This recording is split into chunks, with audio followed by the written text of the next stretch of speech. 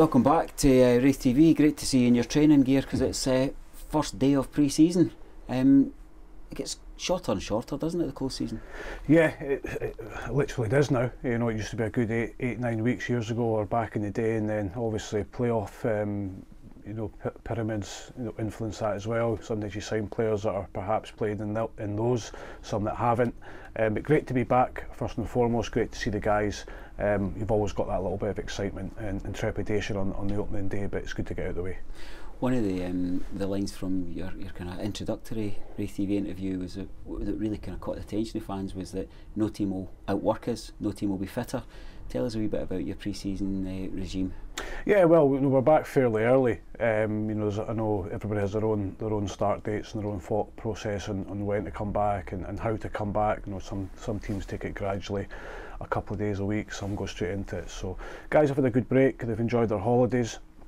They know that when they come back now, that's them back to work effectively, and that's what they're doing. You know, today's a day that I don't have too much involvement in terms of the football side, because we're getting all their tests done, getting all their fitness, see where they are exactly, and see who we can help to get up to speed, see who's ahead of the game a little bit, and tailor their training towards that.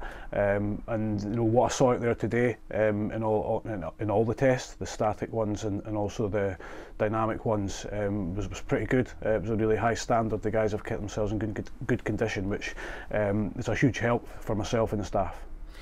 I like the technical phrases. That's why you're the manager and I'm sitting this side, because we were describing what we're seeing as you're saying static and dynamic. We thought it was like Kirkcaldy's version of the Squid Games there, as the beep test was running, and there was clearly the competition is rife to be the last man standing. It is, always is. It's, you know, we're competitors. You know, I said that before. That's why we're in professional sport. It's a huge element to your makeup. If you're not a competitor, then you've got no chance. So whatever you do, you want to go into it. And I think you've seen that with Big Christoph. You know, the eldest player in the team. Leading by example, showing the way. One of the last few in there. There'll be a few guys disappointed that they fell out earlier than they thought, but that's part and parcel of the process. It's also not always a bad thing, because it gives us plenty of scope to improve these guys as well. So we look at the negatives and try and turn them into positives for the boys. There's always improvement. The speed tests were excellent, really quick, which is great for me, because you know that's the way I want to play, is with a lot of speed, particularly in the forward areas, and it looked like to me on this afternoon showing that we've got players that are capable. The ball will come into play across the next number of days, because it is only a couple of weeks, and you know, 2 weeks' time we'll be actually in match action, you know, a parallel time to we actually talk. So the pace of your life must be quite incredible at the moment. Yeah, it's not been too bad. Obviously now the staff are in, the players are in, the whole thing changes again. It's better for me. You know, this is not a time of, or the off season's not a time I particularly enjoy myself, because you know you're sitting about a little bit idle. You know, lots of phone calls, lots of paperwork, and that's not really my forte. So delighted to get them in. The ball will be out Monday, and that's what we're saying to the players at the end there. And they're like me; they want the ball. You know, we appreciate the aspect of running and getting fit, but ultimately we're footballers or people that like football, so we need the football out. So they'll get that on Monday. You know, give them a little rest day tomorrow, let them go away and enjoy a little bit of time with their families and recover, and then we'll get them out on that pitch Monday morning. Let's talk a wee bit about your backroom staff that's kind of coming together. I've not spoke to you since Scott joined. I've seen the two of you kind of in that famous kind of pose, pondering over your players as they went through their test. But today we learned that Christoph's going to join your backroom staff as well. Tell us a wee bit about the dynamic, how will you work together? Yeah, well, obviously I contacted Christoph fairly early on. Christoph was, you know, rightly enjoying his break, so we had a telephone conversation, a good one, and I kind of put my ideas over to him, how I felt his role could evolve within the club. He was very receptive to it. That was the most important thing, finding out Christoph's ideas as well. So once we had that chat, and then we had a staff meeting at the tail end of this week, which we involved Christoph in, just to see where he was comfortable. You know, we've got to be careful. Christoph's a very experienced player, played at a great level and kept himself in good condition, so he's still part of our playing squad as well. And sometimes it's very hard to get that transition over, and you know, Scott Agnew will testify for that. So Christoph's still heavily on our thoughts to play, but we also felt at his age, and with his knowledge of the game, his experience, it would be an ideal ideal, you know, not just candidate, but to bring him on board to our coaching side. So he'll primarily help myself when Scott's not there, because Scott does have other business commitments, and then we'll all come together from the Wednesday onwards as a full staff. So it's ideal. I've worked in that model and format before. I've got no hesitation with it, and I think, you know, if you look around for someone to help you, you're looking around for a senior player to help you, there's no one better than Christoph to be doing that. Great to have that respect already in the dressing room, but we you know, we know that Christoph's been through his own kind of coaching qualifications across the last couple of years, and certainly we've kind of found some stuff for him, so we know the standards that he'll be working to. Yeah, absolutely. You know, it's very difficult for young coaches. We've all been there. You know, I was very young myself when I went into management. Not a lot of great experience on my side at that point.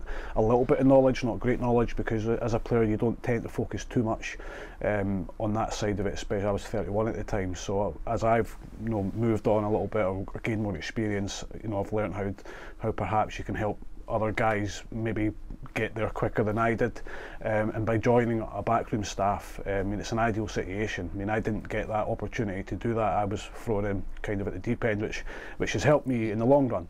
So there's pros and cons of that both, but I think Christoph will now look at the game from a different side.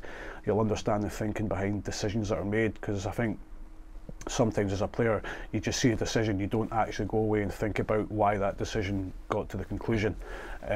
So that'll be good for him. It'll be good for him to experience also the highs of being in a staff room after a great win, also the lows when it doesn't go your way, and he'll learn to deal with that from a mental side of it, and it'll stand him in good stead going into his future career, which I'm sure, you know, he'll have aspirations at some point to not be a first team coach. You know, his aspirations will be to manage a football team. We'll be interested to see how that journey goes. Let's turn to your recruitment. You've captured two standout players from the League One campaign of last year, and are kind of much valued and skilled midfielder Brad Spencer. Happy with the business so far? Very happy, very strong in midfield areas. We know that, we've got good players. We know last season that Raith Rovers had good midfielders. We're always looking to add good players. Like I said before, Scott Brown was one that I tried to sign numerous occasions over the last 2 to 3 years. We just couldn't secure him. You know, Dylan we had at Airdrie last year. We know what Dylan can do. It's a step up for Dylan. It's a new challenge for Dylan. But I also think with Dylan he needs challenges. He can't be too comfortable, and he knows that.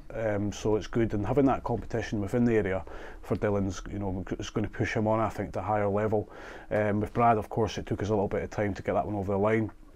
I know everybody wants things done yesterday, but with, you know, holidays and players that are out of contract, you have to respect them as well, and, you know, other teams probably in for them. But we know we were in dialogue with Brad for a good while before we secured that. So delighted to get him back in as well. Had a really good season. Picked up a couple of injuries which coincided with a little bit of a dip in form. So he's a valuable member of the squad first and foremost, and obviously he wasn't with us today because he's due back from his holiday today. So looking forward to seeing him Monday morning. That'll be quite a bit of realisation from the Maldives to Pratt Street Kirkcaldy. Yeah, I always enjoyed the Maldives weather because it was a pretty cold wind out there today. But yeah, you know, as I say, the guys need time off. They deserve time off. You've got to recover yourself. But I'm sure with his attitude, but again, speaking to him on the phone only, he's dying to get back. He was really keen to sign here, and that I said from day one, that's what we want. If anybody is not wanting to be here or is not hungry enough to be here, it's fine. You know, we'll shake hands and walk away. So Brad showed a real eagerness to get this one done, and you know, get himself back in a Raith Rovers shirt. What about the negotiations in terms of? I don't think I need to put myself forward as any footballing expert, but defensively and up front are obviously the areas that you're going to be turning to. You mentioned about squad size and looking for quality rather than quantity. How's your negotiations going? Yeah, I mean, I think over the next weeks the squad will probably inflate larger than it's probably ever been, but that's going to be a temporary thing. You know, we'll have to cut that at some point. You know, I'm a believer in not wasting guys' time as well. You know, especially young boys, they need to play football. You know, there's no point in them sitting around not playing. If we can be a case of assessing them, seeing who we think could could contribute at this moment in time. Sometimes you've got to send younger guys out for 6 months, give them games at any level, it doesn't matter, to give them that experience to come back at a later date and contribute to the squad. Defensively, of course, we know we're light at the back, we understand that. We're pretty close, like I'm talking about them, we're very close to securing a defender, possibly 2, and I'd like to think 1 might be done by Monday, Tuesday, and maybe the next one by the end of next week, which will bolster our defensive areas. Strikers a little bit harder to come by. We do get sent a lot of footage and a lot of CVs through, but it's an area of the pitch that it's so important. The hardest part of football is scoring goals, so we've got to try and get that right. And we've got to try and find the right player that can add to the squad in terms of joining in with the good vibes that we have here, and also being able to score goals.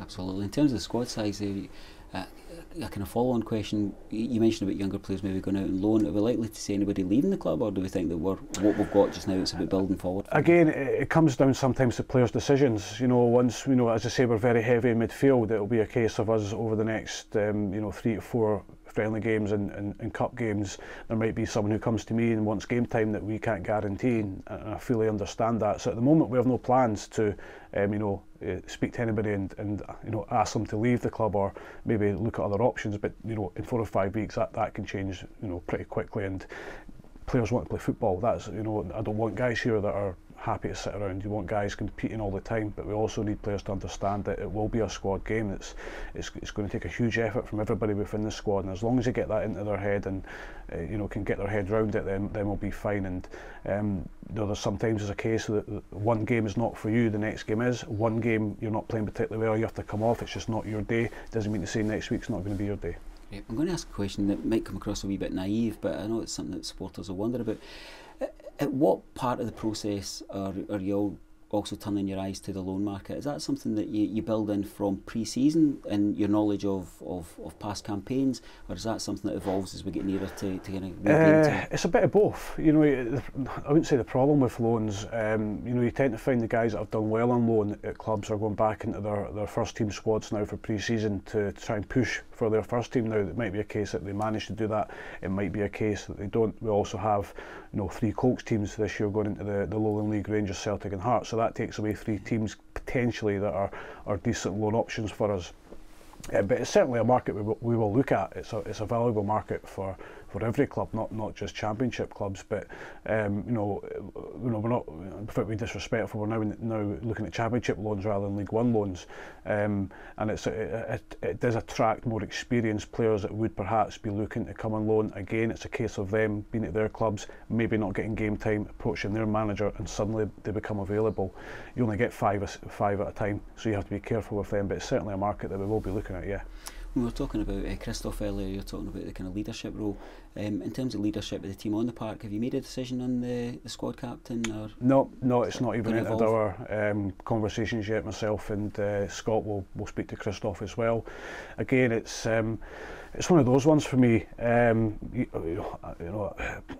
Is a captain important? Yeah, it is, but we also need people around the captain to help him sometimes, so we need to try and pick the best one that we think that's going to contribute, not just on the pitch but off, and that's probably a conversation that I will have with Christoph more than anybody else, because he knows those boys better than anybody, and he knows what it's like to be in the pitch and what you need to do. I think it would probably be unfair on Christoph to give him captaincy, first team coach and player, because it's a lot for him to deal with, and especially when he's coming into a new role. So we'll have a wee look at it over the next 4 or 5 games. It'll probably rotate a little bit until we find the right mix for that one. I guess the initial build-up will be to our testimonial game down at Dunbar, but I've not spoke to you since the cup draw was made. Yep. What was your thoughts on the names that came out of the hats? Yeah, quite a nice mix. Yeah, really happy with it. I'm really glad we're at home for the first couple of games. They'll be tough games. I know obviously Peterhead very well from playing against them numerous seasons. Never had an easy game against them. I know that. They're always very, very stuffy and very well organised under Jim, so that'll be tough. And obviously Darren, at Slane Albion, kind of getting his first clean slate of his own squad, so they'll have new ideas, new players coming in. It'll be hard. You've also got to go down to Dumbarton, which again, notoriously difficult place to go regardless of what team they put out and stuff like that. And then we go up to Aberdeen, which is obviously a rematch from last season's cup, which was a great win for Raith Rovers. But fantastic opportunity for us to progress, but that's all it is at the moment. You know, I've seen it before. It wasn't something that we had a great record with at Airdrie. We tended to be slow at starting in the cups, which in the end cost us. But really looking forward to it. I think we're all looking forward to that first Peterhead game here, and obviously the supporters coming in to see us, and maybe, you know, a few new faces and a few old faces that they're down to see as well. Great. I know that when we first met, one of the things that that certainly caught our attention, we're really pleased to hear, was that you were saying, look, I'm really keen to speak to the supporters on every opportunity I get, and just as we're kind of walking to get set up for our interview, we're talking about we've now passed the 1,000 mark for season tickets, which is well in advance of what we've been across recent years. Have you got a bit of a sense that there's a growing excitement around about the team that you're developing? Yeah, I think so. And again, that's not always down to myself. It's down to the people that are back in the club. You know, it's down to the people who are working in the commercial side, and ticket office, the club shop. You know, so it's a huge team effort from everybody. You know, they're the ones that are going out canvassing and thinking of ideas. How do we generate publicity? Delighted to see that we passed the 1,000 mark. You know, pleasantly surprised as well, which is great. Helps the players, helps myself. You know, that gives us a buzz as much as we give them a buzz at times. It also translates back to us. So the boys are delighted that, you know, we know we've made 1,000, but we want to push now. We want to go 1,200, 1,300, 1,400, whatever it may be. And if we can get that, it gives the boys a great backing in our home games, and it also gives the club a little bit of a chance to, you know, generate a little bit more income for maybe a player that pops up. Great message, and great to spend some time with you again, Ian. I'll let you get back to your lads and maybe pick one or two of them off the floor. Yeah, thank you. Cheers.